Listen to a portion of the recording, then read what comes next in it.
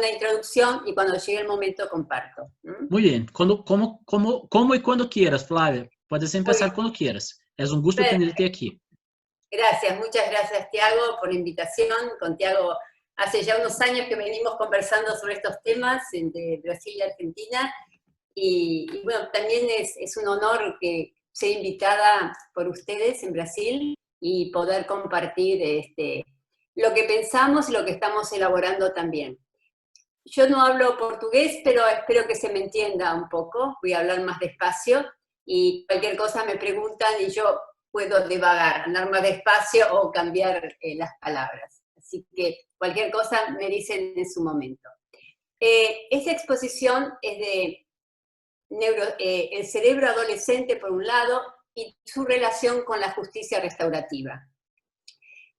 Son dos temas que generalmente se dan separados, ¿no? Una cosa es neurociencia y cerebro adolescente y otra cosa es toda la filosofía y las prácticas de justicia restaurativa. Pero en realidad hay muchos puentes y mucha articulación entre ambos temas. Para desarrollarlo, yo voy a dar primero una presentación del cerebro adolescente, después una presentación de justicia restaurativa con los elementos principales, y por último, la integración de los dos temas. Así que permítanme este tiempo de abordar un tema primero, otro tema después, y después buscar los puntos de articulación. ¿Por qué yo me interesé en justicia restaurativa y por qué me interesé en neurociencias? A ver si pueden silenciar a alguien que entró y que me está interfiriendo. Sí, creo que tú puedes, ahí como host, tú puedes silenciar. Perfecto. Como te había dicho, Tiago, yo fui jueza de menores, y cuando uno es juez de menores, en la cantidad de casos que tiene, porque para que se den una idea, en mi tribunal tramitaban 6.000 casos.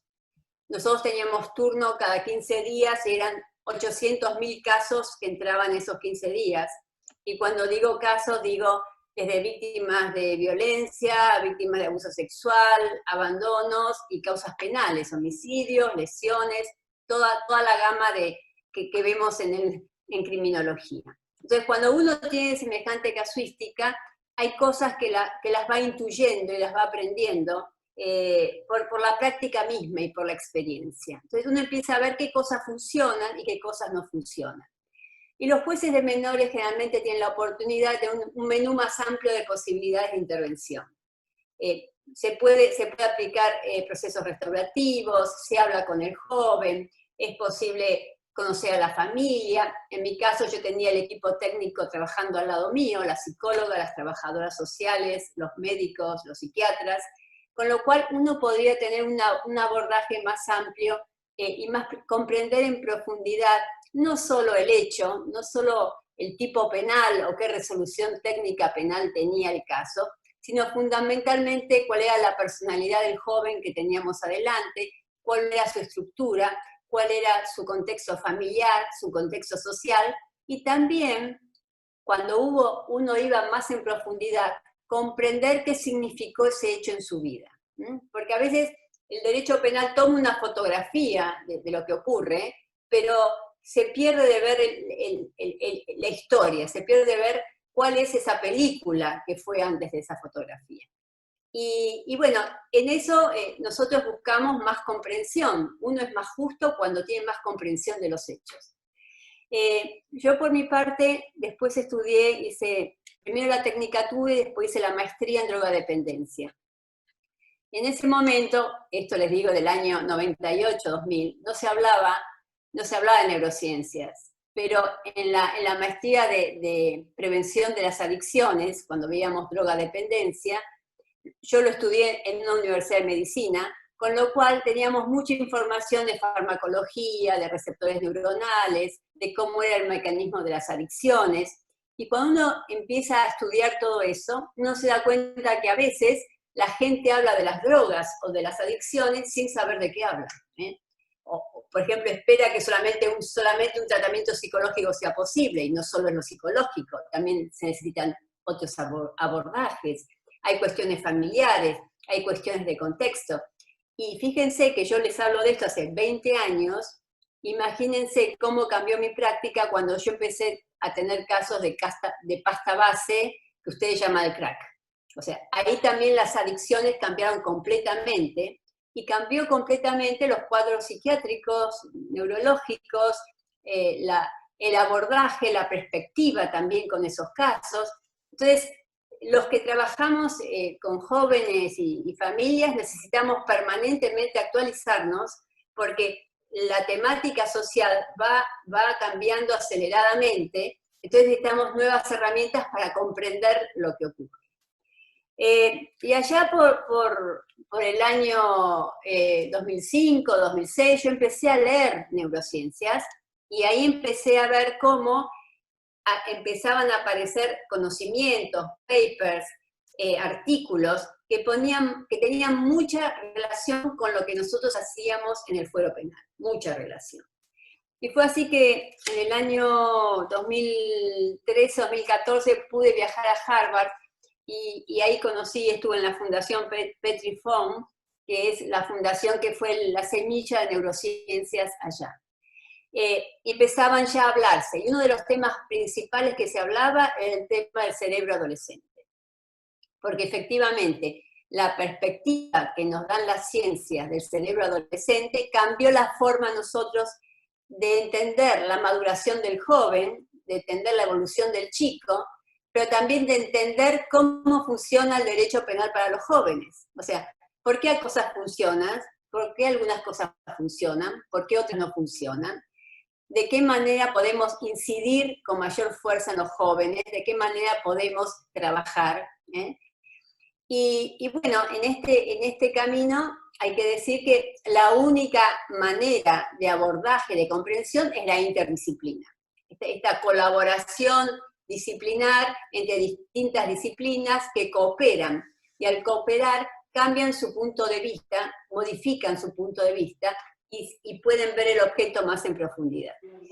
De manera que este es el camino, la interdisciplina, y desde el año 2014 hasta ahora ha avanzado enormemente la cantidad de papers que hay sobre neurociencia, ha aumentado muchísimo la cantidad de investigaciones en lo que tiene que ver en cerebro adolescente, y ya hay jurisprudencia a nivel de la Suprema Corte de Estados Unidos de casos basados en evidencias de neurociencias.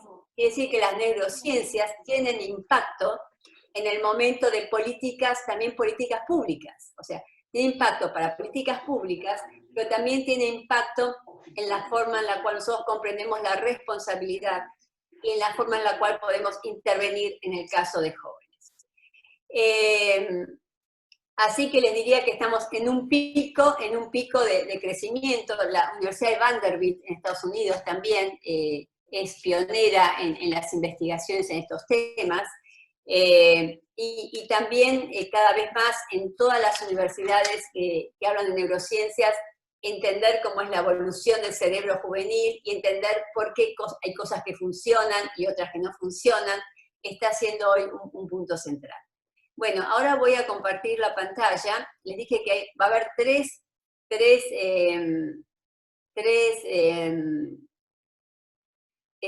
presentaciones. Primero voy a empezar hablando del cerebro adolescente, voy a hacer una segunda presentación de justicia restaurativa y una tercera presentación donde vamos a unir los dos temas. Muy bien.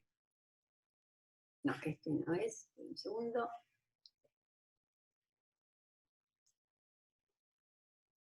A ver si puedo.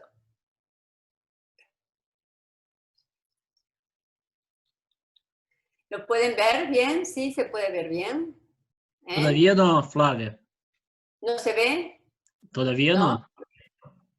Un problema. A ver, vamos a ver. Compartir pantalla. A compartir. No, es que no estoy... A ver. ¿Estás con dos pantallas ahí o una sola? No, veo a vos en la pantalla. No sé por qué. Compartir. Y a ver, ¿podés salir vos de compartir pantalla o no? ¿O es que te estoy compartiendo a vos? No, te estoy compartiendo a vos. A ver. Dale. Compartir pantalla.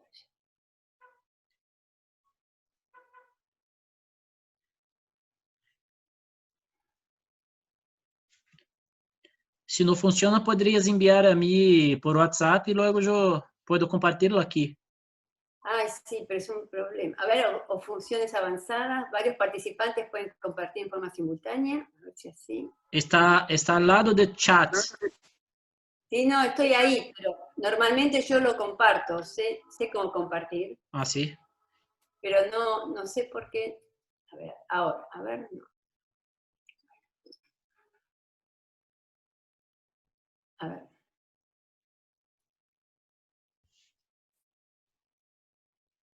Ahí está, compartir. Ahora sí. Ahora creo Ahora que va a sí. funcionar. Muy bien, vamos a ver. ¿Ahora? ¿Sí? Ahora sí. Muy Estamos viendo bien, la pantalla de tu computadora. perfecto. Vamos a ver si amplío un poco esto. Muy bien. Esto es más o menos el mapeo de lo que vamos a atravesar para ver un poco cómo es el funcionamiento del cerebro adolescente.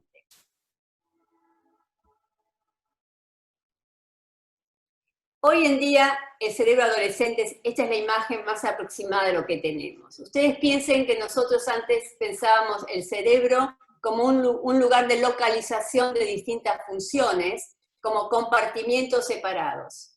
¿Y qué ocurría? Que hasta hace 10, 12 años atrás o 15, solamente podíamos ver el cerebro a través de imágenes fijas y también a través de las autopsias. Pero es imposible poder verlo a través de imágenes dinámicas. Lo que nos permite hoy la tecnología es justamente ver cómo el cerebro, ver las imágenes del cerebro mientras está en movimiento. Mientras piensa, esperen que apagó el teléfono, mientras piensa, mientras imagina, mientras ve, mientras huele, mientras siente, es lo que nos permite hoy la tecnología, poder ver el cerebro en movimiento. Y bueno, y esto es un poco, vamos a ver el cerebro adolescente. ¿Cuál es la importancia de saber cuál es la diferencia entre el cerebro adolescente y el cerebro de adultos? El cerebro adolescente es estructuralmente y funcionalmente diferente al de los adultos. Nosotros podemos tener un adolescente de 1,90 m de alto, quiere decir que yo quedaría muy por debajo de él, pero el hecho de que sea grande de cuerpo no significa que su cerebro esté maduro. Su cerebro adolescente tiene estructuras y funciones diferenciadas del adulto. Muchos años atrás pensamos que una persona chiquita, cerebro chiquito, a medida que crecía, el cerebro evolucionaba más o menos como evolucionaba su cuerpo. Hoy esa imagen era contraintuitiva, no es real. El cerebro del adolescente, aunque el adolescente físicamente sea grande, es un cerebro que aún está en proceso de maduración. Y lo más interesante que sabemos hoy es que la maduración del cerebro no termina de darse hasta los 25 y hasta 30 años. O sea, nosotros antes pensábamos que un adolescente llegaba a los 18 años y un adulto ya tenía las funciones y la estructura de un cerebro adulto. Y hoy sabemos que no es así.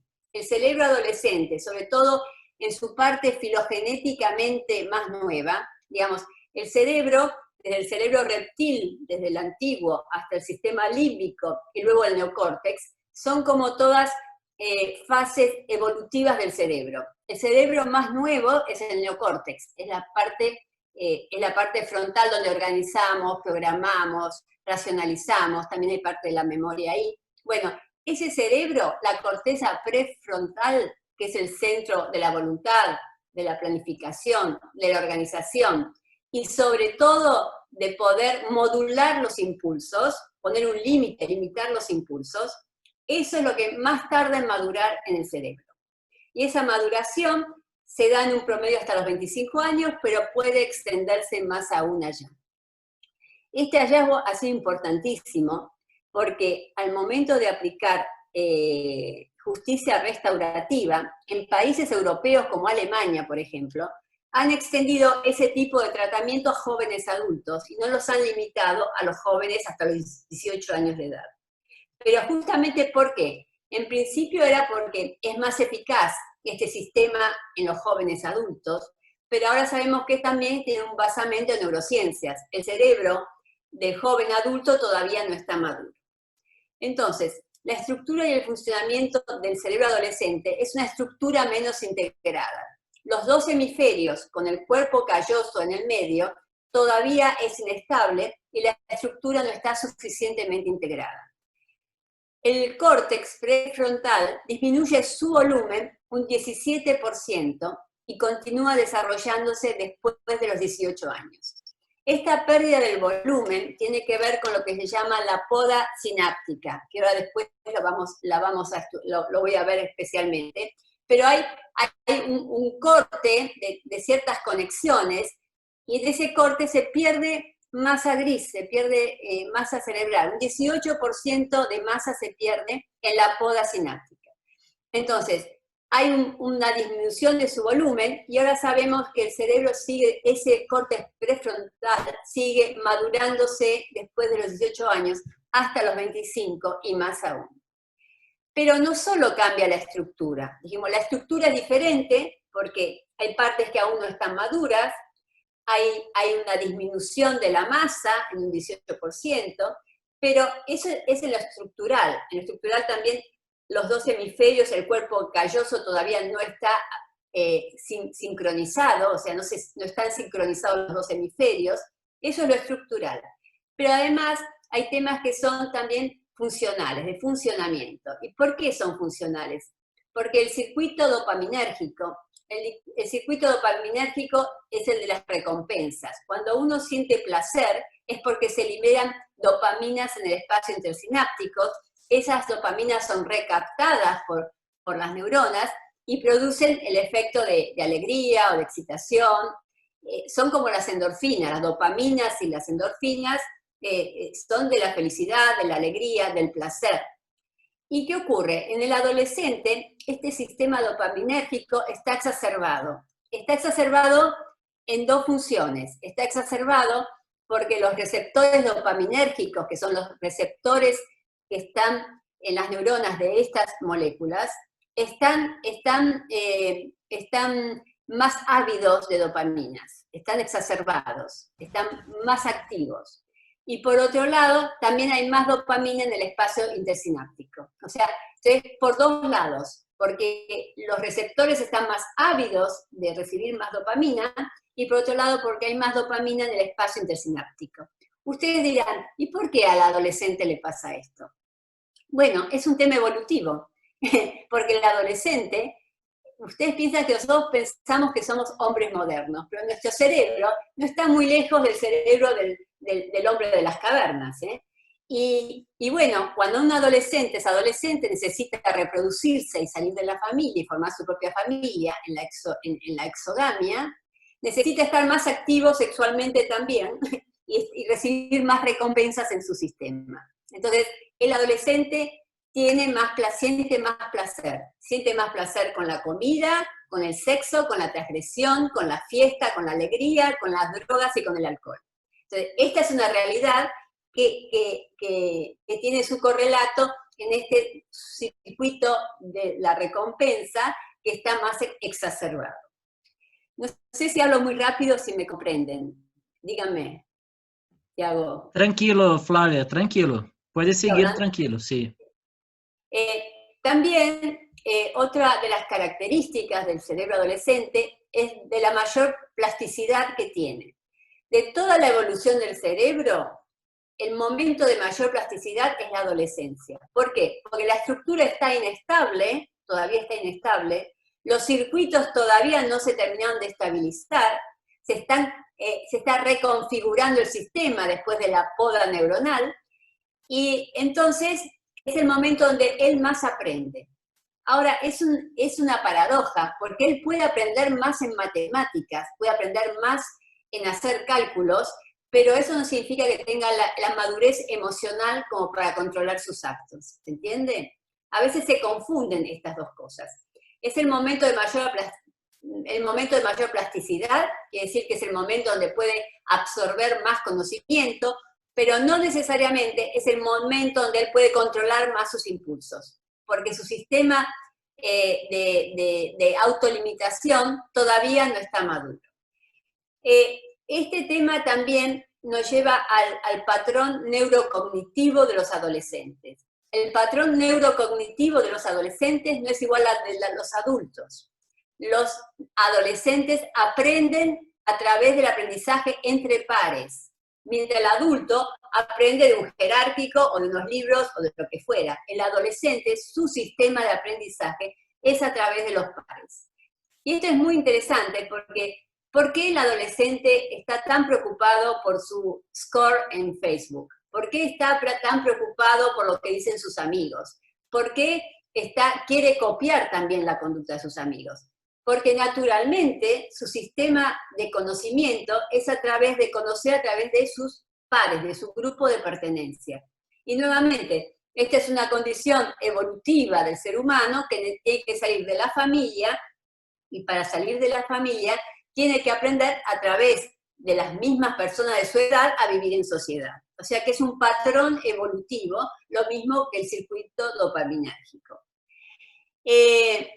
Otro tema es que los trayectos de desarrollo neurológico están modulados por el contexto. Esto significa que, y tiene que ver también con la epigenética, todos nosotros nacemos con una dotación de ADN, una dotación hereditaria, incluso con tendencias de carácter o de personalidad, pero eso no significa que sea determinante y sea determinista, sino que justamente en el periodo de plasticidad, en el trayecto neurológico, está modulado por el contexto. Quiere decir que el cerebro, y no desde la adolescencia, desde la infancia, permanentemente es una modulación con el contexto.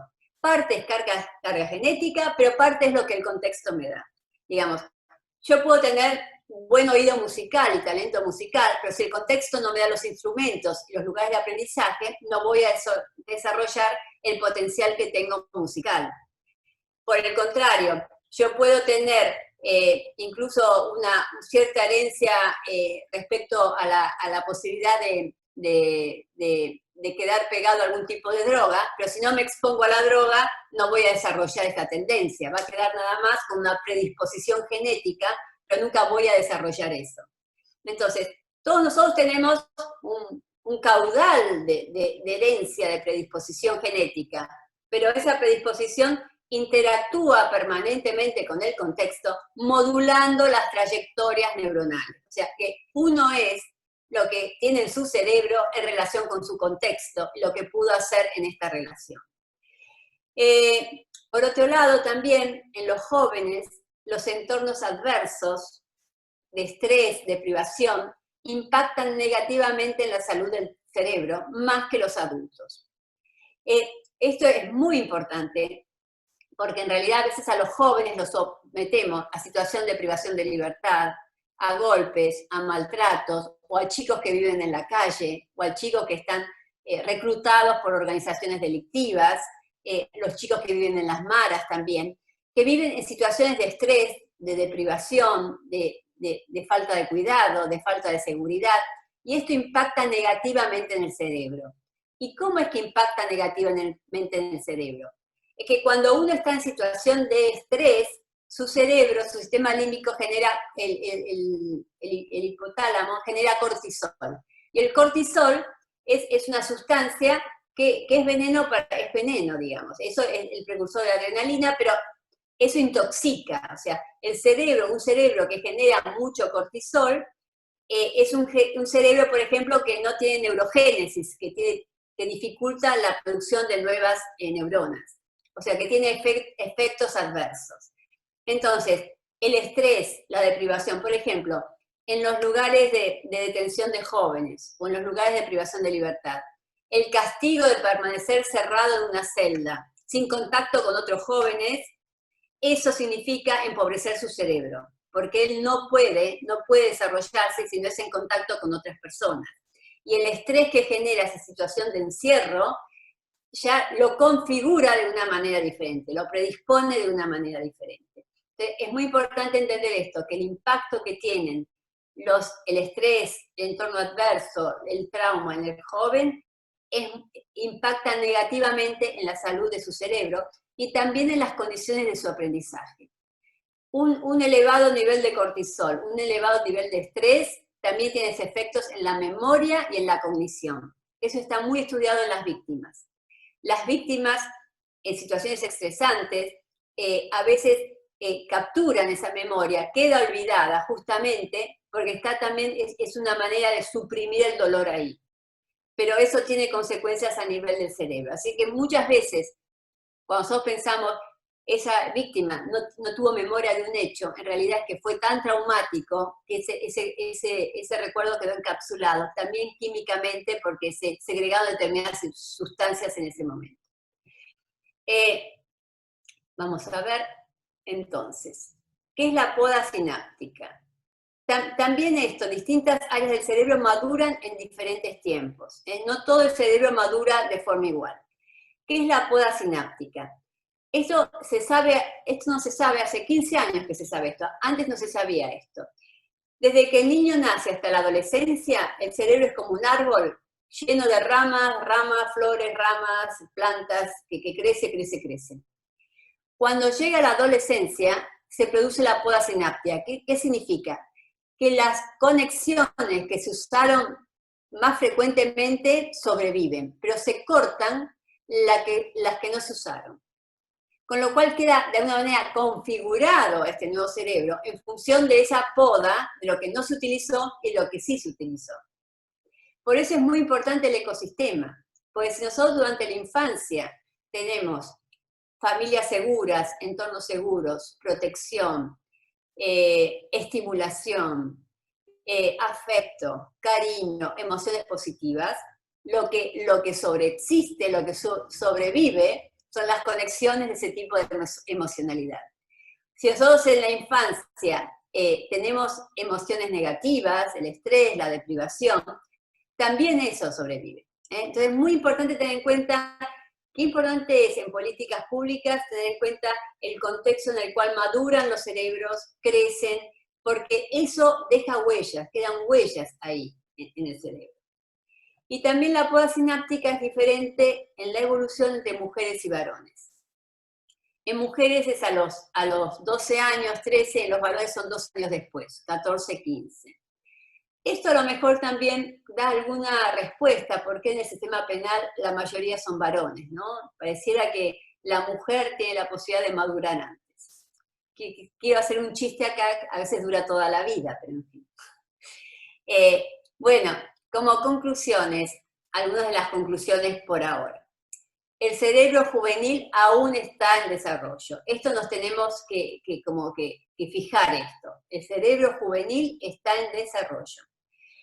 Esto tiene mucha importancia en el derecho penal. El momento de pensar la responsabilidad, la edad de imputabilidad, ¿qué retribución el Estado va a dar a esa actitud, a esa conducta juvenil? ¿Por qué? ¿En mérito de qué? ¿De cuál es la medida esa? Entonces, el cerebro juvenil aún está en desarrollo, esa es la conclusión. Y aún está en desarrollo hasta los 25 años, que hay autores como María Roca en Argentina, que es de INECO, que dice hasta los 30. O sea, que se extiende incluso un poco más.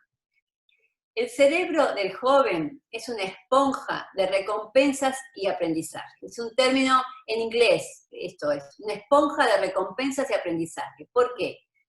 Es una esponja de recompensa porque dijimos que su circuito de la recompensa, el circuito dopaminérgico, está muy activado. Y es a su vez ese circuito dopaminérgico que también le permite generar más aprendizaje. Ahora, también es cierto que generar más aprendizaje a veces asume más riesgos. O sea, en búsqueda de mayor recompensa, a veces se pasan límites, se asumen riesgos. Hay estudios hechos que dicen que el adolescente no es que no conoce las consecuencias de su acción, no es que desconoce lo que puede pasar si él realiza esta acción. Lo que ocurre es que desea hacerlo y está dispuesto aún a pagar el costo, porque la recompensa, el placer que siente de transgredir y pasar el límite es mayor en un adulto. Ahora, por contraposición, es de mayor recompensa, pero también es el momento de mayor aprendizaje y plasticidad del cerebro humano. Recuerden esto, que no significa habilidad mental, puede ser excelente en las matemáticas, en la química, en la física, en la literatura, pero eso no significa que eso esté acompañado por la maduración emocional y del lóbulo frontal que le permita modular la conducta y limitar los impulsos. El modelo cognitivo del joven es de aprendizaje a través de sus pares, es con sus pares, no es con la familia. Por eso los padres a veces decimos, no sé por qué no me escucha, no sé por qué no me hace caso, por qué no aprende de mí. Es que naturalmente el cerebro juvenil aprende de sus pares y eso es evolutivo. Es muy vulnerable al estrés, la deprivación, la violencia y el caos. Estas cosas afectan mucho al cerebro juvenil. Yo que tengo la experiencia de haber sido jueza de menores, los chicos en situación de calle, los chicos víctimas de abuso sexual, los chicos que no tienen deprivación emocional, realmente el problema no es solo a veces de superar ese trauma, sino que a veces es problemas neurocognitivos que quedan a raíz de esos traumas. O sea que el abordaje es mucho más complejo de esos casos. Otra cuestión es la importancia de los ritmos circadianos. El adolescente, y ustedes lo sabrán, quien tiene adolescentes en su casa, duerme de día y está despierto de noche hasta la madrugada. Bueno, eso es porque dijimos que el sistema todavía no está estabilizado y los horarios de día y de la noche no los respeta mucho. Es más, a veces a la mañana no se puede levantar, no puede estudiar, porque él todavía, su reloj biológico está en la noche, no está en la mañana. Pero hay un tema muy importante en los adolescentes, y es la sincronización interna. El joven en algún momento tiene que sincronizar cuerpo, mente y emociones, y está en ese proceso de sincronización. Ahora, nosotros como cultura y como sociedad no ayudamos si en lugar de ir disciplinando y ir regularizando esos ritmos circadianos, los exacerbamos, los llevamos al límite. Les digo, por ejemplo, lo que nos pasa acá en la Argentina. Ahora estamos en cuarentena por el coronavirus y nadie puede salir. Pero cuando se sale a la noche para ir a bailar, generalmente se baila toda la noche hasta la madrugada. El horario de ir a bailar empieza después de la medianoche, cuando es el momento donde en realidad debería ir a dormir. Y donde después se pierden, por ejemplo, los espacios de los domingos con la familia. Entonces, son cosas que hay que tener en cuenta, porque si yo fuerzo la máquina de los ritmos naturales del cuerpo, en algún momento voy a necesitar de sustancias exteriores para mantener ese ritmo.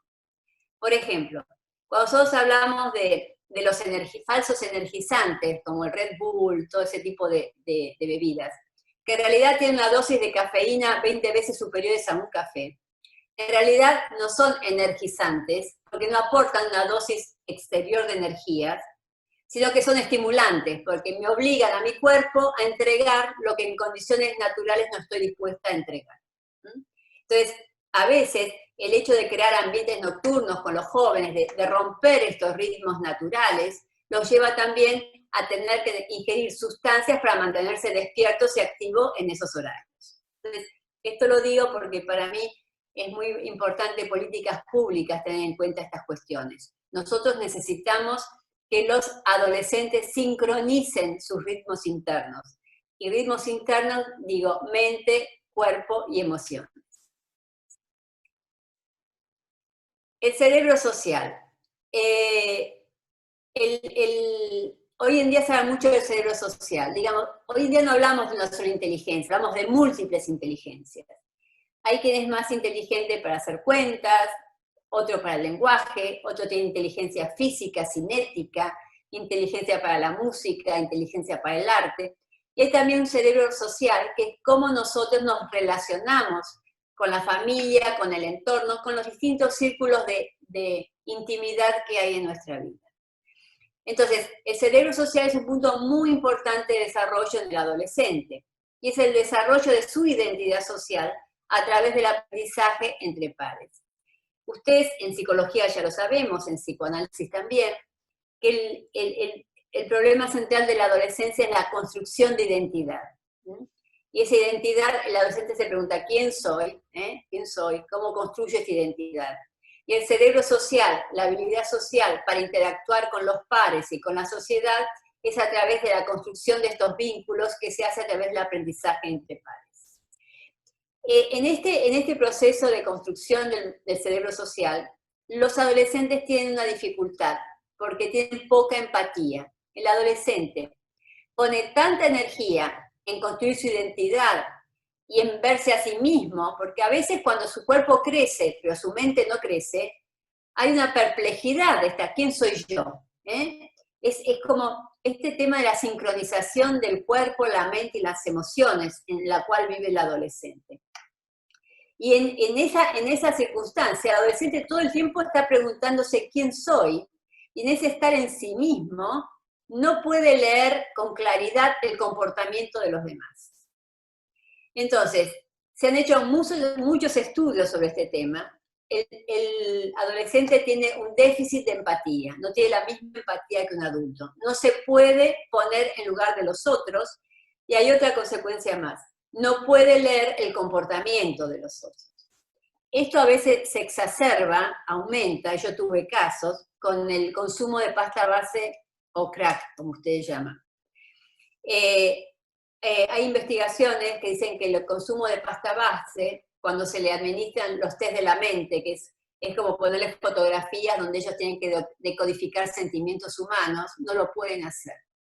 Entonces, cuando no pueden decodificar lo que hay en la cara del otro, lo que hay en la emoción que el otro expresa en sus gestos, puede haber equivocaciones fatales.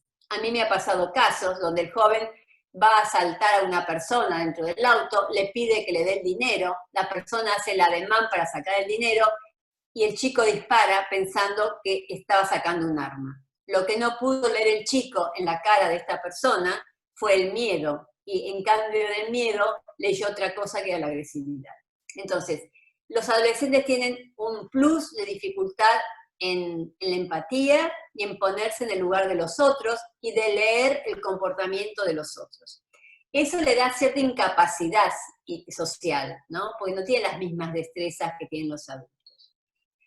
Y a su vez, al decrecer, al tener menos actividad en la corteza prefrontal, que como les dije, es el centro de la planificación, de la voluntad y también de limitar los impulsos, sus respuestas socioemocionales son diferentes a las de los adultos. Quiere decir que con el soporte biológico de un cerebro adolescente, yo no puedo dar las mismas respuestas socioemocionales que la de un adulto. Por ejemplo, me puedo llenar de ira, me puedo llenar de alegría, me puedo llenar de compasión o de placer en modo extremo, pero no puedo modularlo. Me puedo ir al extremo de las emociones. Y las respuestas que yo doy a veces no son coherentes con lo que eran, digamos. Puede haber ese delay, esa dificultad, esa distancia entre la respuesta socioemocional del joven y lo que produjo la respuesta socioemocional.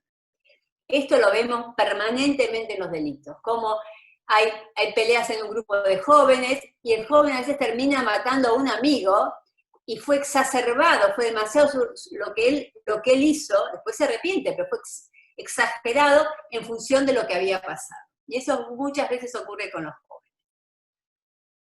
Por lo tanto, el joven está llevado a llevar conductas de riesgo. ¿Por qué? Porque el sistema límbico, que es el que procesa emociones y recompensas, funciona diferente, dijimos por el sistema dopaminérgico, porque él tiene mayor placer en correr riesgos, él siente mayor placer cuando corre riesgos, no porque no conozca las consecuencias, pero tiene más placer. No se puede poner en lugar de los otros, y además disfruta de los riesgos cuando todavía no puede pensar mucho en las consecuencias de lo que está haciendo. O sea, cuando no puede él autolimitarse en sus acciones para lo que está haciendo. Con lo cual es esta imagen del joven, ¿no?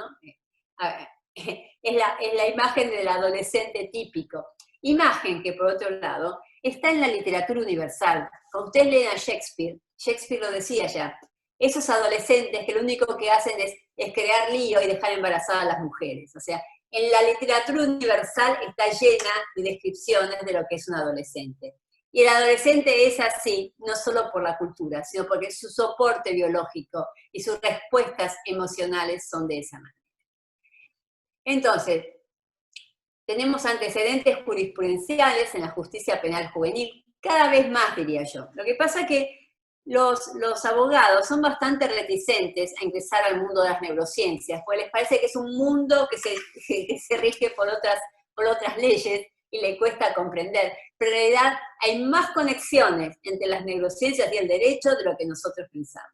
Y de hecho pueden ser utilizadas también por los jueces, y de hecho se utiliza en la jurisprudencia.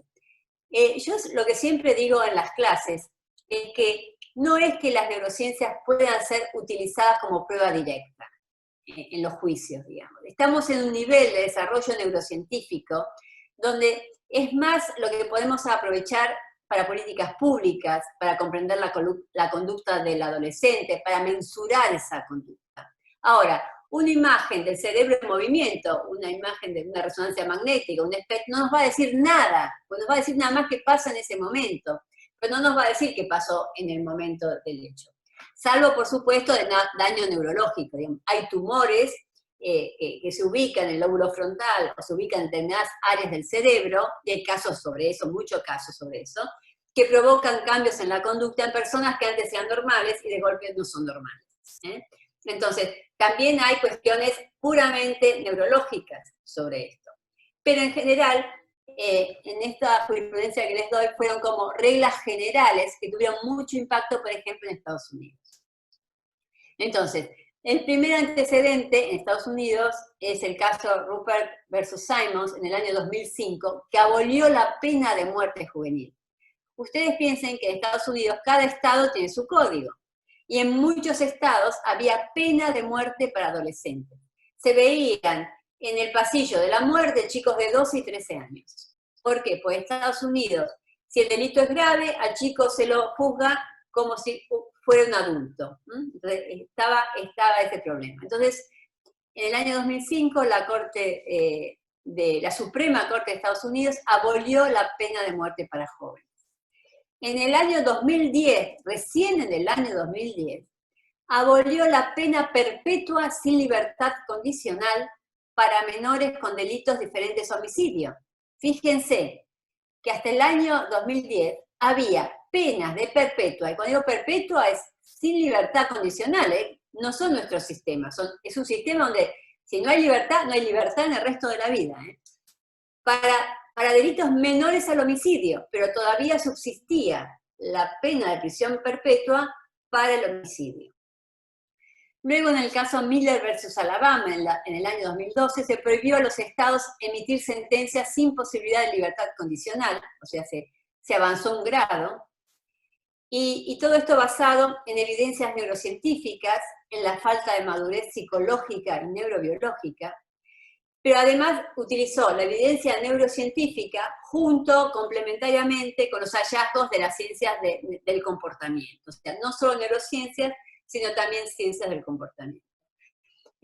Yo tuve la oportunidad el año pasado de ser llamada como experta en el debate de la ley penal juvenil de acá de la Argentina, que no salió, finalmente no se aprobó.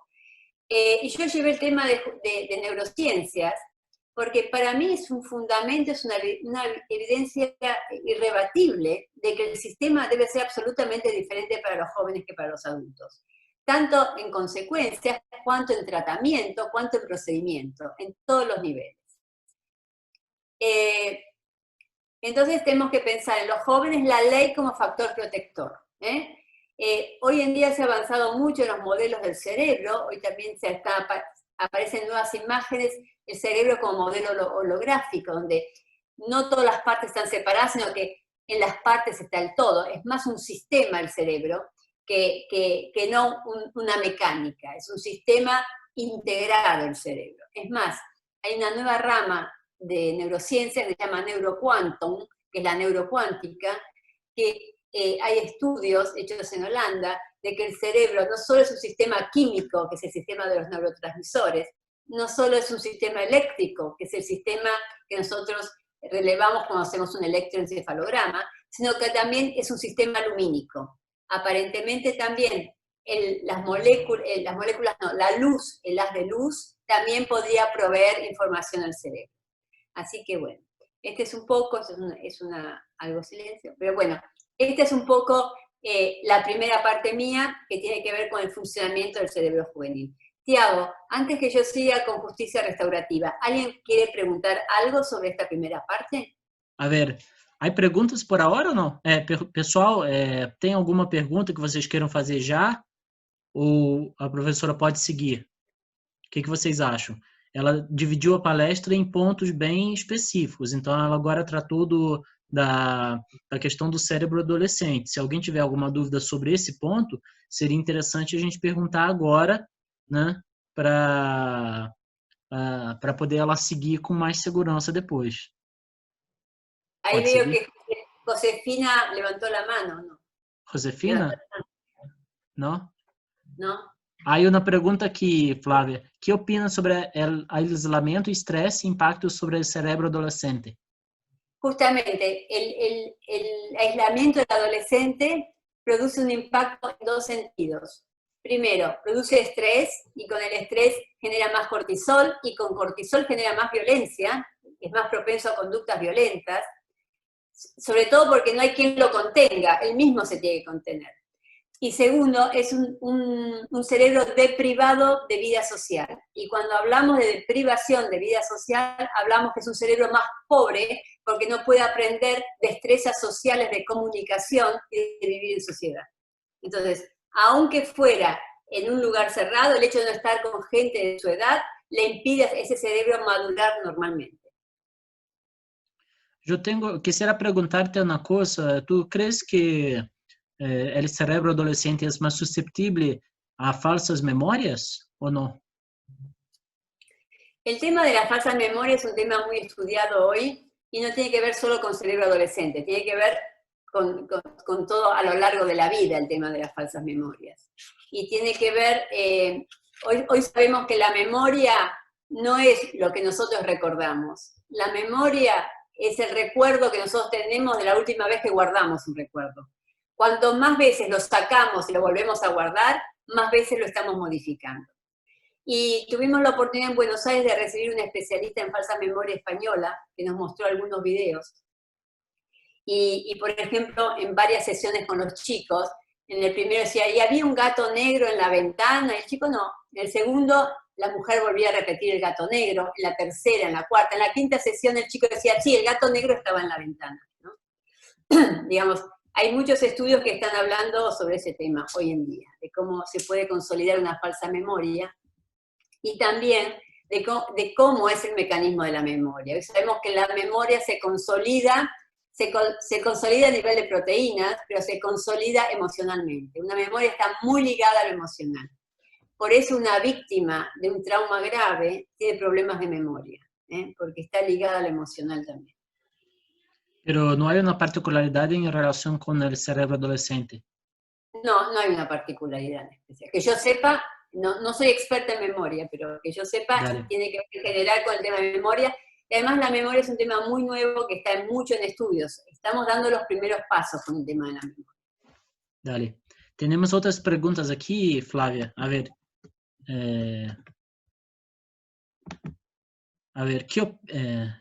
el caso de violencia sexual en manada, en casos de menores, ¿qué podemos entender que ocurre en ese cerebro?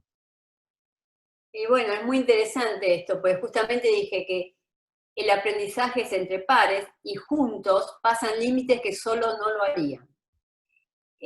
Pues es muy importante a nivel de prevención prevenir estas cosas, porque el adolescente en manada hace cosas que él solo nunca haría. Pero estando juntos es como que se van pasando los límites y uno va envalentonando al otro y después ya es tarde, ¿no? Pero tiene que ver con esto de mucho impulso que tiene el adolescente, que está en grupo, que a él le importa estar en el grupo, con tal de estar en el grupo hace cosas que no haría estando solo, y después con esta labilidad, esta debilidad del momento de poder controlar los impulsos, pero también de discriminarse del resto, es decir, esta es mi identidad, este soy yo y yo no quiero hacer lo mismo que ellos hacen. Al adolescente le cuesta mucho discriminarse de los demás, porque todavía está consolidando su identidad individual y social. Vale. Hay una pregunta aquí, no sé bien si es una pregunta de Cecilia. ¿Las preguntas correctivas ayudan a recuerdos falsos o reiteración en terapias? Não sei se... No entiendo la pregunta. Eu tampouco. Cecília, poderias ensinar-nos ou explicar-nos um pouquinho mais com detalhe para que nós pudiéramos perguntar à professora? Cecília, se puder explicar com mais detalhe, por favor, só para a gente poder entender e explicar para a professora qual a pergunta. Aí uma outra pergunta do companheiro José Maurício. Em uma perspectiva da formação cerebral, qual seria a idade de maduramento? Ou seja, qual seria a idade que seria mais correta ou ideal de imputabilidade penal? Lo que pasa es que una cuestión, justamente, acá tenemos que dividir, una cuestión es política penal y otra cosa es la maduración del cerebro. Eso no quiere decir que el cerebro del adolescente no vaya teniendo una progresiva toma de responsabilidad. Esto es progresivo. Pero a veces en el adolescente hay procesos de maduración que se retardan por algún elemento, por algo, por un trauma, por un estrés, por una situación familiar, por una situación económica, por un problema de aprendizaje. Puede haber retardos en la maduración. Eso no quiere decir que en algún momento llegue a ese punto de maduración, pero va a llegar más tarde que otras personas. Los presupuestos penales objetivos de edad solo se pueden sostener desde una política criminal, pero no se pueden sostener a este nivel. En este nivel, cada cerebro es diferente. Dale. Aí que uma pergunta muito interessante. Qual seria, existem características que nos permitam afirmar que um cerebro já não é infantil e se ha vuelto juvenil? Interessante a pergunta porque está relacionada com questões objetivas, ¿no? Y bueno, en realidad es cuando se produce la poda sináptica, es cuando empieza la adolescencia. Ese es el momento de la adolescencia. Que dijimos que es antes en las mujeres y después en los hombres. Pero se producen cambios hormonales en la adolescencia. Los cambios hormonales también producen cambios a nivel del cerebro. Cambios hormonales, cambios físicos y cambios a nivel de estructura y dinámica cerebral. No se puede decir exactamente cuándo, pues nuevamente todas las personas son diferentes, pero más o menos está el umbral de la pubertad, que son los 12 años, 13 años. Pero también es cierto que últimamente también la adolescencia está llegando antes a los chicos, incluso físicamente está llegando antes. Dale. Hay un compañero con la mano arriba, Samuel, ¿quieres preguntar algo?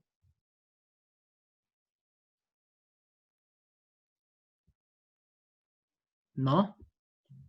Bueno, creo que por ahora, Flávia, fueron estas las preguntas. Creo que Bien. puedes seguir. Voy a seguir entonces. Si te parece bien, puedes seguir, sí. ¿No?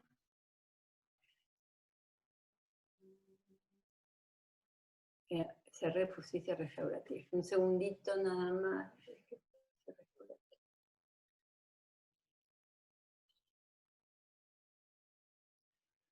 Un segundito nada más, por favor, Tranquilo, no tengas prisa. Porque tengo 3 sistemas diferentes. Uno es Google Drive. No te preocupes. No te preocupes. Estamos encantados con tu charla. No te preocupes. Toma tu tiempo.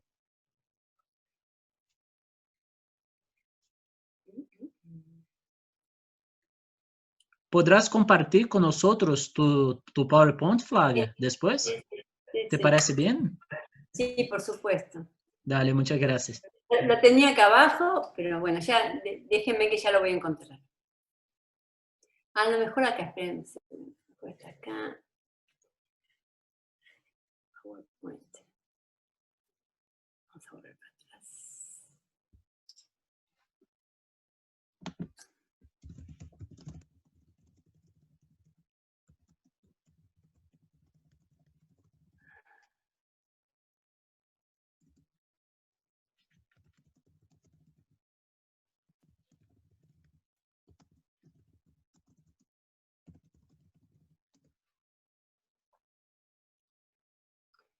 Miren, en este momento no sé qué me pasó, pero no importa, lo voy a explicar lo mismo. Después cuando lo encuentro se los paso, porque no, lo tenía acá abajo y ahora me desapareció, no sé qué pasó. Ahí, Pero, creo que está ahí, ¿no? este es otro, este es el tercero, que es los puntos de encuentro entre justicia restaurativa y... Ah, sí, y las neurociencias, sí. Pero no se preocupen porque lo mismo tiene que ver con esto. En un segundo, que hacemos... Iniciar presentación, ahí está. Bueno, muy bien. Antes que nada vamos a hablar un poquito de justicia restaurativa. ¿Qué entendemos por justicia restaurativa? Entonces, justicia restaurativa es no solo, a mí me gusta hablar no solo de justicia restaurativa, sino de procesos restaurativos. Porque en realidad es más amplio hablar de procesos restaurativos que justicia restaurativa. La justicia restaurativa es un proceso a través del cual las partes o las personas que se han visto involucradas, a ver si encuentro el PowerPoint para no tener que... Disculpen en un segundo, voy a tratar de encontrarlo, ¿sí? Qué raro, lo tenía acá.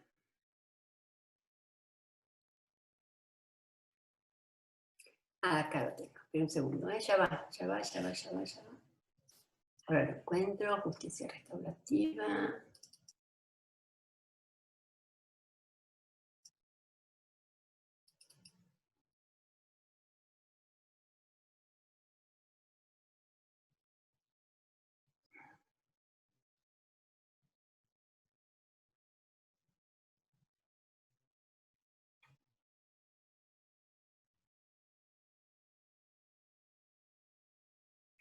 Un segundito nomás.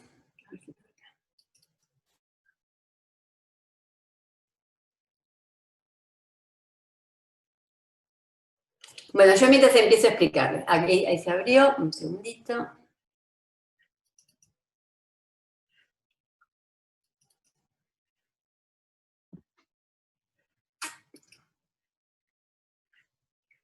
Ahí está.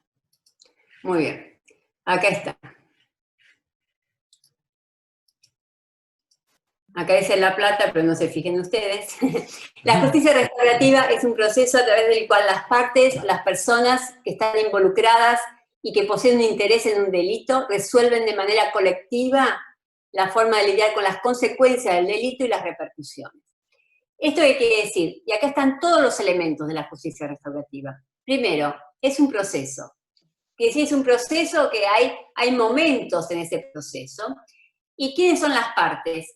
Son las personas involucradas en el delito, pero no solo el Estado, el Poder Judicial y el victimario, sino también la víctima, y más importante que eso, la comunidad. Entonces acá hay las personas, es un proceso en el cual las personas que están involucradas y por eso poseen un interés, resuelven de manera colectiva qué hacer con las consecuencias del delito y qué repercusiones tiene en el futuro, y cómo se puede reparar. Esto es importante porque no es que toman la fotografía como se toma en un tribunal del hecho que ocurrió, sino acá lo que importa es las consecuencias que tuvo esa conducta, cómo esto impacta en la víctima y en la comunidad, y de qué manera entre todos pueden encontrar una manera de superar la situación. Es una evolución del derecho y sustituye el castigo por la restauración. Es una manera de tratar con niños y adolescentes en conflicto con la ley, porque no solo repara el daño individual, sino también las relaciones causadas por el delito. Requiere un proceso en el que agresor, víctima y la comunidad participan, y esto es importante, puede aplicarse a todas las etapas del proceso. Como medida prejudicial, como diversion, digamos, sale del proceso y no vuelve al proceso, y va a un programa social. Puede ser aplicada durante el proceso como una probation, o sea, se la envía para que sea como probation, y en ese caso, si se cumple, sale del sistema judicial. También puede ser aplicada como una medida alternativa a la sanción.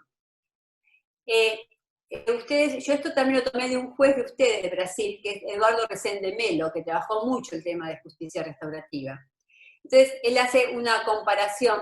Esto es muy largo, se los voy a dar para que ustedes lo tengan, pero es una comparación entre el derecho penal, el derecho rehabilitador y el derecho restaurador. Entonces, el derecho restaurador, el punto de referencia son los daños que se causaron. El medio es la obligación de restaurar. El objetivo es la obligación de restaurar. La víctima tiene una posición central. Lo importante es la satisfacción de las necesidades de todos los que participan del proceso. Se habla de un Estado responsable y la manera de discutirlo es dialógica. Como les dije, en los modelos, hay 3 modelos de aplicación. El primero es como desvío del sistema de justicia penal y creación de otros espacios. El segundo modelo es complejo, voy a tomar un poco de agua. El segundo modelo, voy a tomar mate, discúlpenme, acá en la Argentina tomamos mate. El segundo modelo es como dijimos, diversión del proceso y paralelismo, y el tercer modelo es justicia restaurativa. Bueno, hay mucho más para hablar sobre esto. También decirles que hay un marco normativo para esto. Tenemos la Convención de los Derechos del Niño, tenemos las reglas mínimas de Naciones Unidas para la Administración de Justicia de Menores, las reglas de Beijing. Tenemos acá resoluciones de nuestro sistema, pero también tenemos el soft law, mucho material. Lo tenemos en la Declaración de los Principios Fundamentales de Justicia para Víctimas de Abuso. La observación 10 del Comité de Derechos del Niño la trata muy especialmente. Y también, estos son aspectos, y también tenemos jurisprudencia de la Corte Interamericana de Justicia, la Comisión Interamericana. La Corte ha señalado su aplicación para niños y jóvenes, pero con algunas salvedades. Esto quiero decirlo. Siempre dice que se puede aplicar a todas las cuestiones, con la ayuda de un facilitador, en programas restaurativos, pero lo importante es que la Comisión dice que hay que aplicar todas las garantías también. Significa que para aplicar justicia restaurativa en un proceso tiene que haber el derecho a la defensa, el derecho al juez natural, al juez imparcial, la posibilidad de una apelación, el consentimiento informado de una víctima, etcétera, etcétera. O sea, debe darse en un contexto de todas las garantías procesales y judiciales. En cuanto a las pautas orientadoras, hay que focalizar los daños y las necesidades. Hay que utilizar procedimientos colaborativos e incluyentes. Involucrar a todas las partes, víctimas, ofensor y comunidad, y respetar todas las obligaciones. Existen distintas técnicas. El antecedente que nosotros siempre mencionamos es en Nueva Zelanda, los maoríes, los aplican en sus comunidades. También en Sudáfrica, los círculos de paz o círculos de diálogo. En Brasil se ha tomado el modelo de Sudáfrica, entiendo yo, para ser aplicado. Digamos que hay distintas técnicas.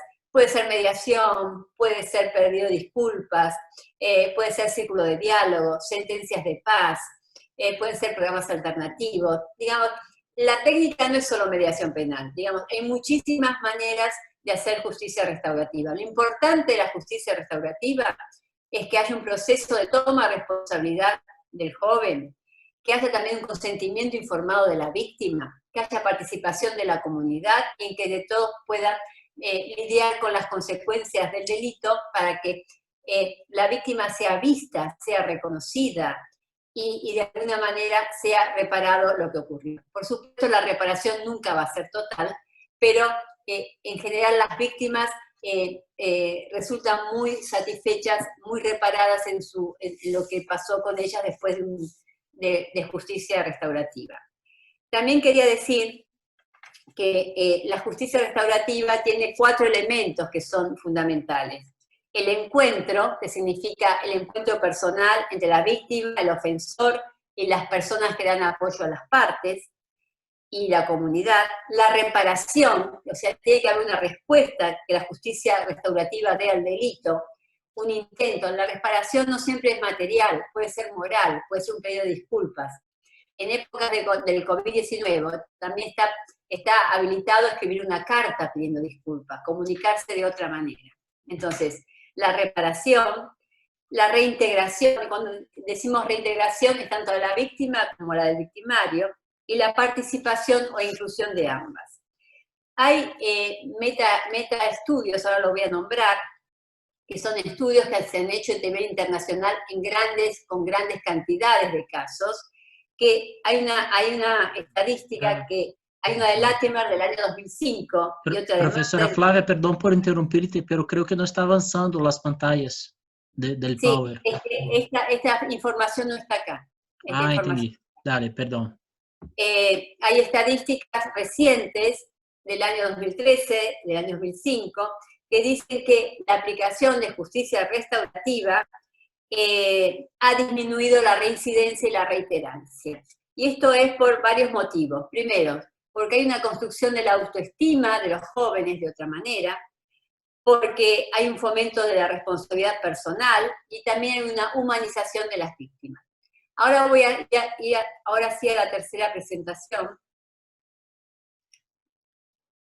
que son los puntos de encuentro entre las neurociencias y la justicia restaurativa. Un primer punto de encuentro es lo que le expliqué de la maduración del cerebro juvenil. Entonces nos podemos preguntar, ¿puede un adolescente ser responsabilizado en igual grado que un adulto? ¿Le cabe el mismo nivel de responsabilidad después de lo que explicamos del cerebro adolescente? ¿Por qué extender los programas restaurativos a jóvenes adultos? Porque son más eficaces. Esto en Europa está muy estudiado. En Europa no ponen un marco o un euro más si no saben que es efectivo. Y han aplicado estos programas de justicia restaurativa y programas a jóvenes adultos hasta los 23 años de edad. La tercera pregunta que nos podemos hacer, ¿es posible implementar programas de mejoramiento neurocognitivo? Como ya dijimos, un cerebro estresado, haber sido sometido a un trauma, un abandono, a una situación de calle, una situación traumática, eso también produce daños neurocognitivos. Lo que nos permite también las neurociencias es preguntarnos si a través de procesos restaurativos también es posible mejorar la neurocognición. Y a mí me parece que sí, y voy a dar esta respuesta. Yo estos últimos años me he formado en traumas colectivos en Israel y Palestina, y también he trabajado mucho el tema de trauma individual. El trauma es una energía congelada que queda en las raíces de la persona y que no es sentida porque hay una desconexión emocional de este trauma. Cuando se produce esta desconexión emocional con esa área que está frisada dentro de la persona, también esto tiene trastornos en lo cognitivo. La persona no recuerda las cosas, no puede aprender, pero lo que está en el fondo de eso, en esos problemas de aprendizaje, es el trauma no resuelto. Si nosotros podemos, en un proceso restaurativo, trabajar el trauma, trabajar lo que está ahí por debajo, seguramente se producirán efectos también en lo neurocognitivo. Entonces, a estas tres preguntas yo respondería. A la primera, un adolescente no puede ser responsabilizado en el mismo grado que un adulto porque su soporte biológico, su capacidad de modular su conducta y de controlar sus impulsos no está en la misma altura que un adulto, porque aún no están maduras esas áreas del cerebro que hacen esas acciones. A la segunda pregunta, ¿por qué extender los programas restaurativos a jóvenes adultos? ¿Por qué? Porque su cerebro termina de madurar a los 25 años. Por lo tanto, si los programas restaurativos son efectivos en los adolescentes, también lo son en los jóvenes adultos. Porque además, al ser el cerebro plástico, hay más posibilidad de tener huellas emocionales, huellas cognitivas, nuevos autopistas neuronales que habiliten conductas diferentes. La empatía en los adolescentes. Los procesos restaurativos enfrentan al joven con las consecuencias de sus actos en la víctima y la comunidad. Este contacto emocional directo con la víctima y con la comunidad le permite aumentar la empatía y ponerse en lugar de los otros. Y al aumentar la empatía y ponerse en lugar de los otros, también mejora sus respuestas socioemocionales en sus vínculos familiares, pero también en su entorno social. Entonces, los procesos restaurativos, donde el joven enfrenta las consecuencias de sus actos en la víctima y la comunidad, mejora tener la posibilidad de sentir lo que sintió la víctima. Y al sentir lo que sintió en la víctima, aumenta su empatía. Y al aumentar su empatía, se fortalece la posibilidad de mejorar sus respuestas socioemocionales. La epigenética. ¿Ven? Un segundo, pues yo estoy pasando esto mal. Un segundo. Vamos a ver la anterior.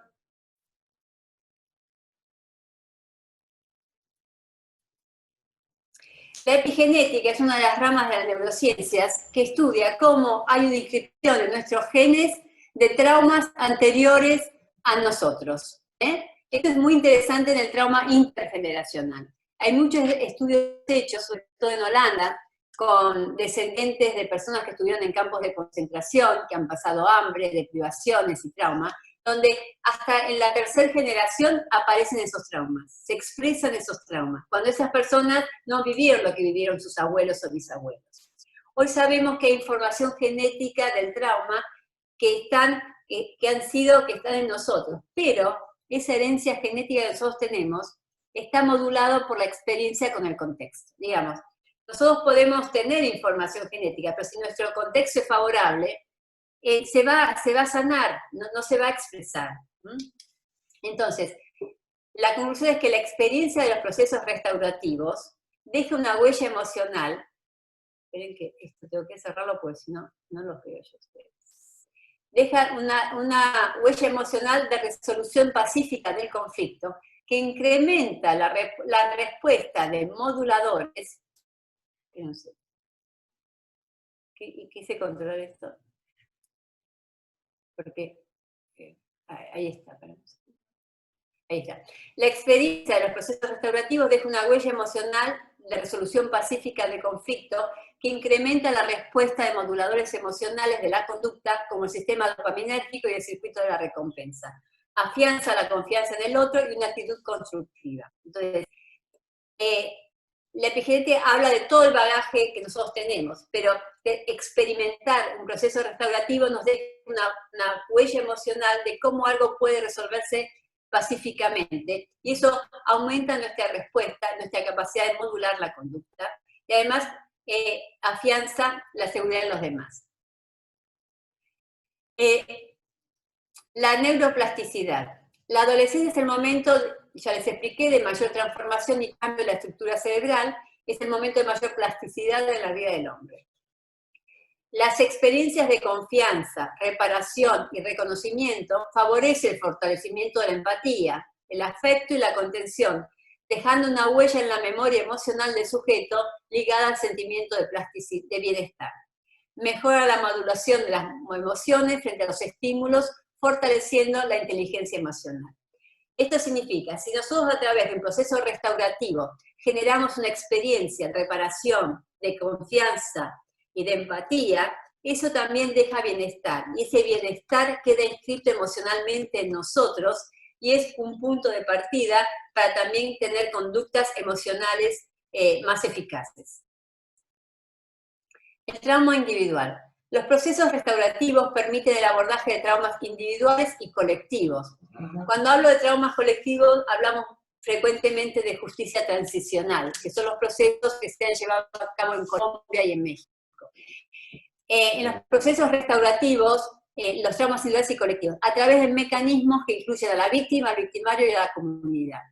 La resolución tiene entonces reflejos en los distintos círculos sociales del joven, fortaleciendo la autorresponsabilización, entendida como la habilidad para responder a las condiciones y eventos del contexto. Entonces, muy frecuentemente en los procesos restaurativos aparece el trauma individual, de la víctima, pero también del victimario. Aparece su historia de vida, sus abandonos, sus sufrimientos.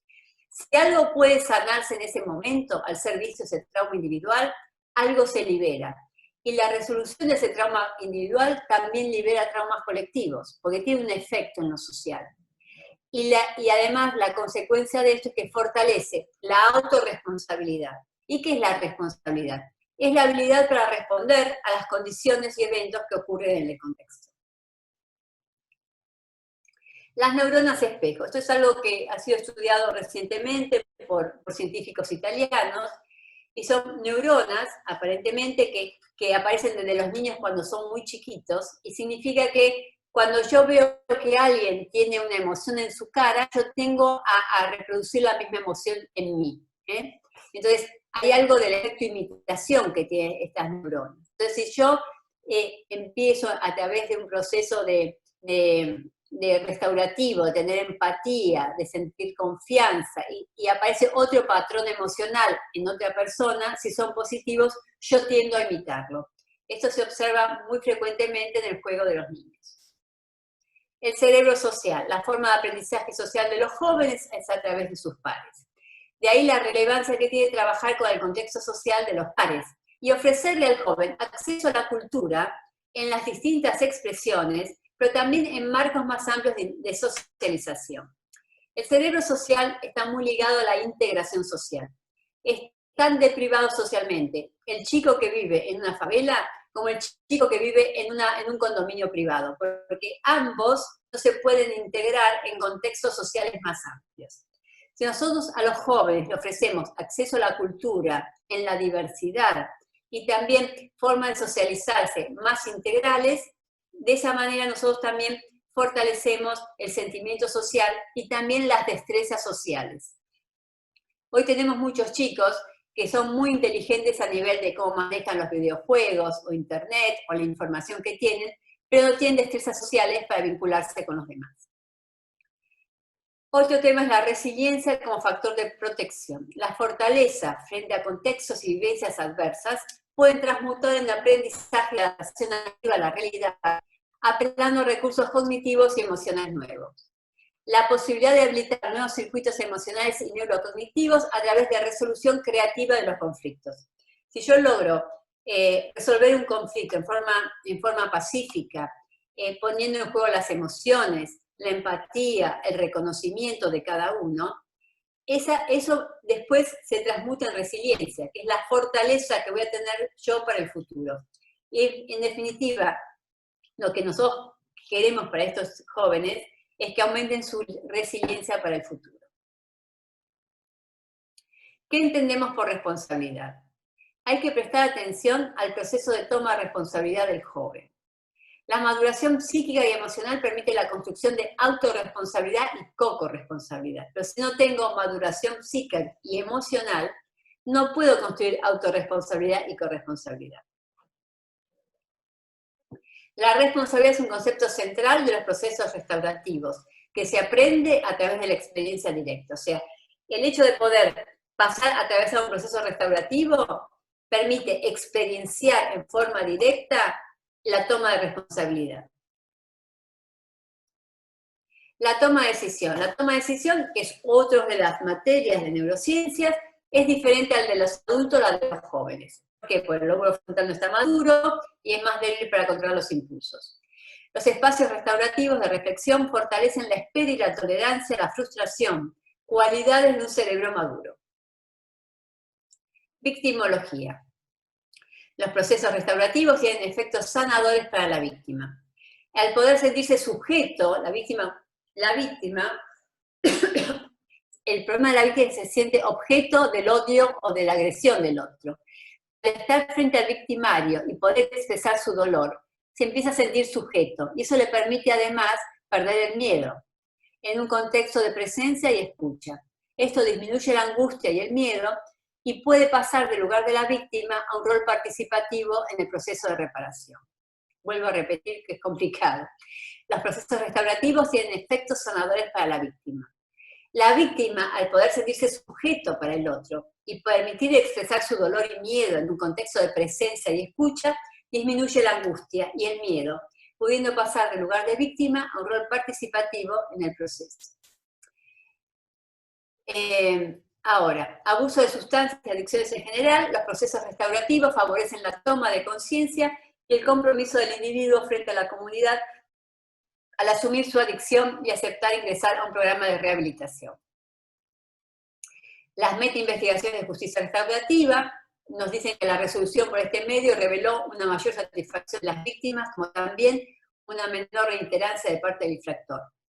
Las comunidades aumentaron su participación en los problemas sociales e incorporaron nuevas herramientas para una resolución pacífica de conflictos. Como corolario, aumentó la sensación de seguridad y corresponsabilidad en la convivencia comunitaria.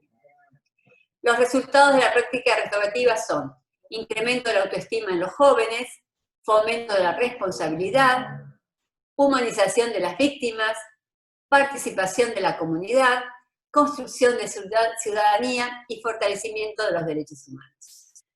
Muy bien. Acá termina esto. Y dejo de compartir.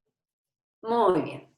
Bueno, Ha sido un tour muy apresurado entre todos estos temas, pero un poco quería que vieran qué conexión hay entre las neurociencias, el cerebro juvenil, la justicia restaurativa y cómo integramos los dos como un argumento para tener mejores prácticas con los jóvenes y adolescentes. Ahora, Muy bien, Flávia, te lo agradezco mucho. Foi, de hecho, uma conferência muito esclarecedora e estamos muito contentos com todo o temário que trataste. Há todavía algumas perguntas aqui, se não te importa em contestá-las, ¿puedo hacerlas? Sí, por supuesto. Dale. Yo tomo mate para tomar algo mientras. Sí, así es, tómalo que es bueno. Bueno, hay una aquí de Juani Murillo. Y en el adulto que no tuvo una maduración del cerebro, ¿también no se le puede juzgar? No, un adulto se lo juzga. O sea, una cosa es que nosotros comprendamos la conducta y otra cosa son las normas penales. Las normas penales tienen que ser objetivas, digamos. Una cosa es la inimputabilidad y otra cosa es la maduración. Son dos cosas diferentes. Así es. Cecilia Fiorito, también una argentina, una profesora argentina ahí de La Plata, te pregunta, ¿por qué al adolescente le cuesta la empatía si su cerebro está ávido de aprendizajes? Porque justamente como está en un proceso de mucho cambio a nivel hormonal, físico y emocional, su sistema no está estabilizado, está muy centrado en sí mismo, está todo el tiempo mirándose a sí mismo. Entonces no tiene el espacio suficiente para mirar al otro, está todo el tiempo mirándose a sí mismo. O sea, está tan preocupado en consolidarse él como sistema que no tiene este espacio para mirar al otro. Hay muchos estudios científicos sobre el tema de la falta de empatía en adolescentes. Bien, él se ve mirando al otro, ¿no? Sí. Interesante. Josefina Del Mazo te pregunta, Flávia, ¿un cerebro dañado cognitivamente por un trauma emocional mantenido en el tiempo, caso violación intrafamiliar durante la niñez, puede ser sanado? Sí, siempre los traumas pueden ser sanados, siempre. Para eso te falta un proceso que atraviesa todas las etapas del trauma, donde el trauma es reconocido, es visto, es llevado a la conciencia, emocionalmente es atravesado y luego es liberado. Siempre se pueden sanar los traumas. También, ya que estamos hablando de traumas, quería decir esto, hay traumas que son individuales y traumas que son colectivos. El trauma del COVID-19 es un trauma colectivo, que nos afecta colectivamente a todos. Y tenemos una dimensión de la muerte que es colectiva. Un terremoto, una guerra civil, esos son traumas colectivos, pero que también dejan huellas a nivel individual, pero hay un suelo colectivo donde todos participamos de esos traumas. Y esos traumas también pueden ser sanados y liberados, pero en procesos colectivos, en procesos grupales. Bien.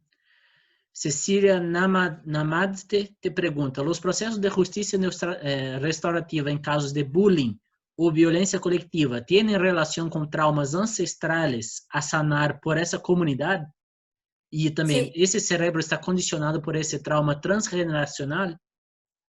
Efectivamente, no es el cerebro, digo, es la conciencia. Hay traumas que son transgeneracionales, que pueden tener que ver con 1, 2, 3 generaciones antes nuestras, y hay traumas que son colectivos, que tienen que ver con el cuerpo social al cual pertenecemos.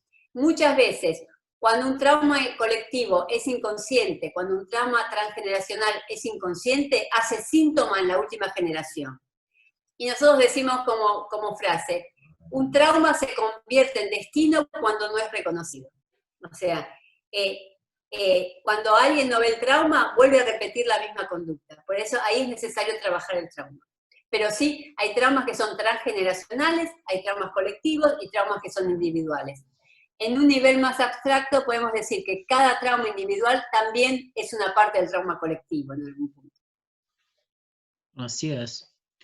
Y finalmente, la profesora Andrea te pregunta, ¿cómo considerar el cerebro adolescente en el campo de las políticas públicas y incentivar la adopción de principios de justicia restaurativa en su comprensión comunitaria? Muy bien. Primero, hay que entender que tiene que ser una política pública el cuidado del cerebro de los niños. Por ejemplo, nosotros acá tenemos estudios de neurociencias que hablan cómo impacta negativamente en el cerebro de los chicos tomar agua contaminada con plomo y mercurio. Y pasa eso en Argentina. O sea, hay problemas de intoxicación por metal estado en la infancia que provocan daños en el cerebro. O sea, por un lado, cuidar mucho el aspecto sanitario del cerebro infantil. Por otro lado, la estimulación en la escuela, la estimulación en la colectividad, la estimulación en la familia. Por otro lado, los programas restaurativos son programas comunitarios. El Estado tiene que estar presente en los barrios, en las comunidades, en las favelas.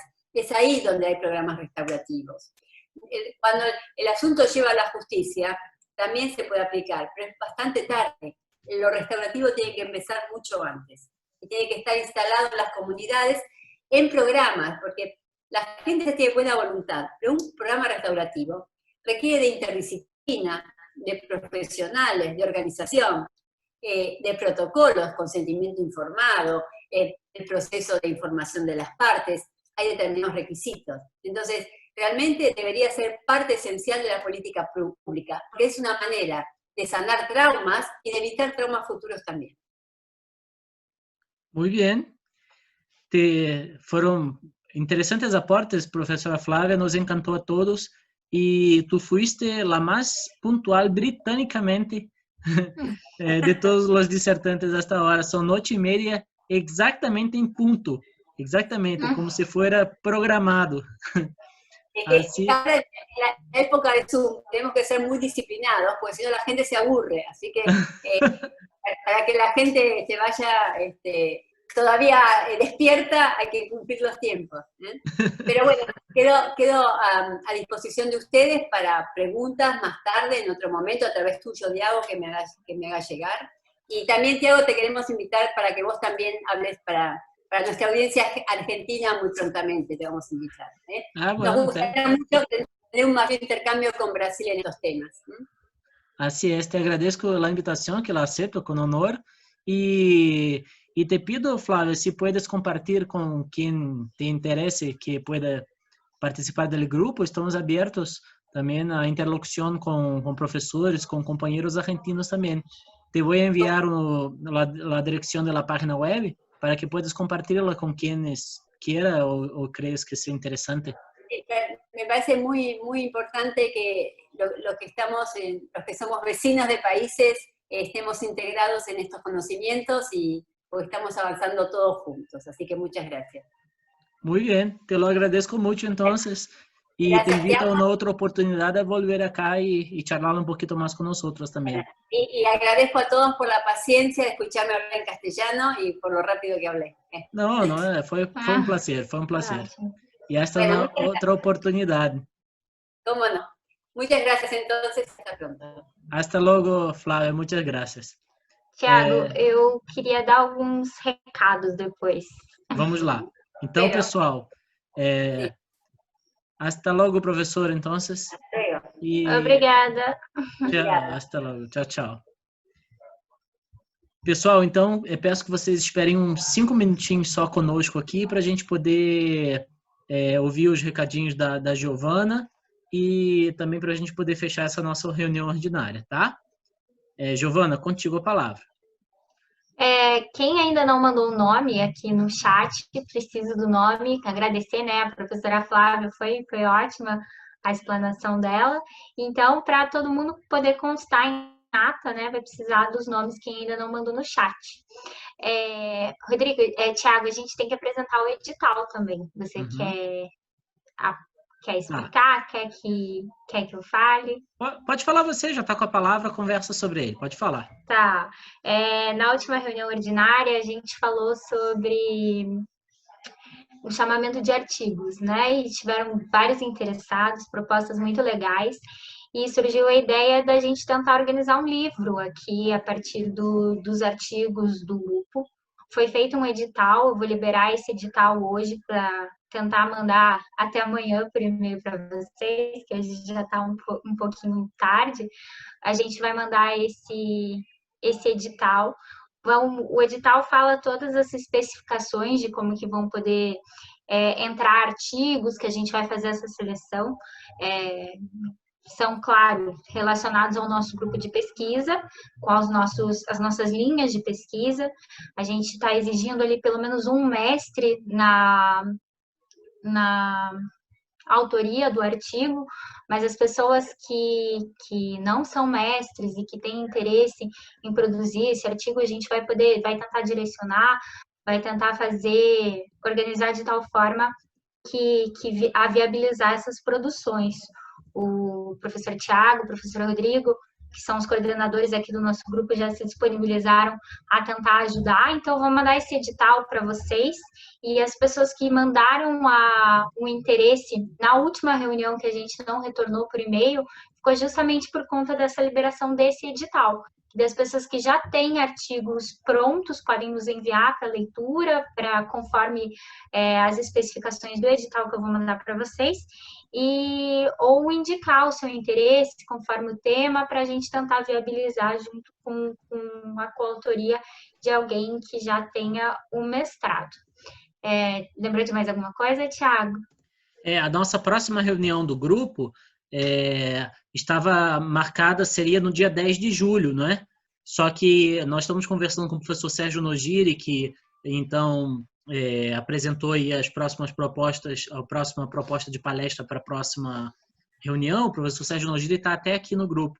E nós estamos tentando fechar essa data que provavelmente, vamos esperar a confirmação dos palestrantes, mas provavelmente para vocês já colocarem um save the date aí na agenda de vocês, provavelmente será no dia 15 de julho, numa quarta-feira, tá? Às 19 horas também. Perdón, Tiago, yo me despido de todos ustedes, ¿eh? Los dejo. Muchas gracias por la invitación. Hasta muy pronto. Hasta logo, Flávia. Obrigada. Luego hablamos. Hasta logo. Tchau, tchau. Então, são essas as informações. De acordo com a nossa pauta aqui, a gente tem a sessão da palavra para quem quiser comentar alguma coisa ou perguntar alguma coisa. Quero dizer aos colegas que só falam espanhol que, por favor, entrem em contato comigo, né? O meu número está no WhatsApp, daí eu posso esclarecer o que a gente está tratando aqui também. Tá? Tá bom, Cecília? Vamos lá, então. Alguém quer falar alguma coisa, comentar? Fazer uma sugestão, apresentar alguma dúvida?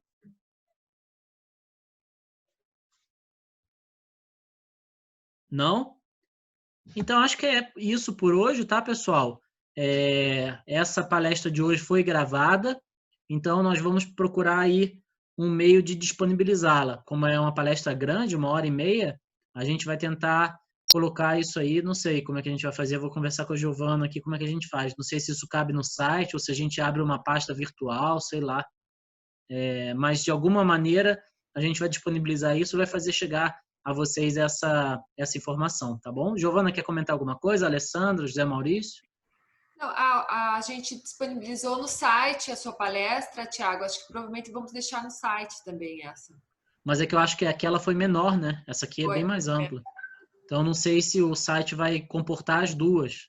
Ainda mais que é um site de uma plataforma que não é muito ampla, né?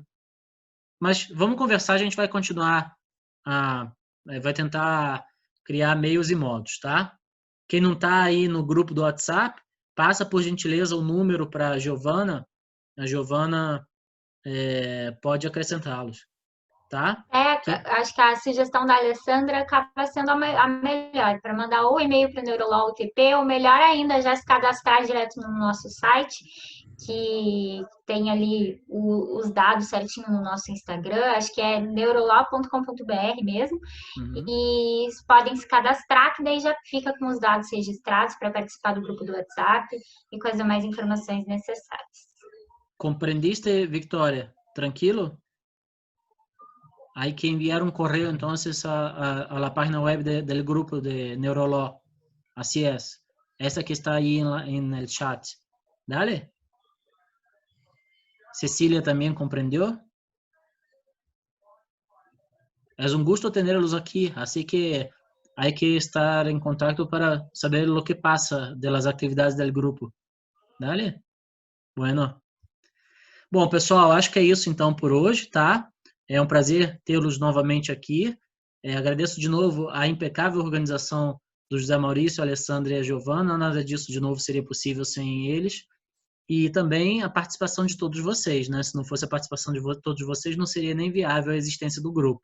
Eu espero que estejam gostando. Como esse é um grupo cadastrado no CNPq, a gente vai ter tarefas acadêmicas também. O livro é uma delas. Então, na sequência, a gente vai ver como é que distribui isso a partir da ideia do edital e do interesse manifestado por vocês. Tá bom? Se ninguém tiver mais nada a falar, então acho que uma boa noite e nos vemos numa outra oportunidade. Tá bom? Obrigada. Boa noite, Thiago. Obrigada.